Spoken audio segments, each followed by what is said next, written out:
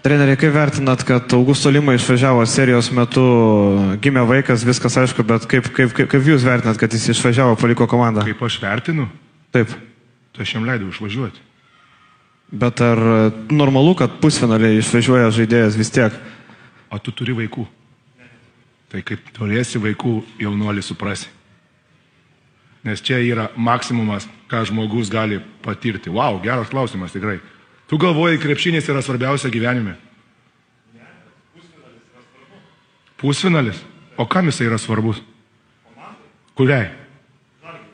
Tu matei kiek žiūrovų? Svarbu? Ar žmogui? Tai tu kaip vaiką pirmą savo pamatysi, tai tu suprasi, kas yra gyvenime svarbiausia. Ateik su manim pašnekėti tada. Nes nieko negali būti didingesnio pasaulyje kaip vaiko gimimas. Patikėk manim.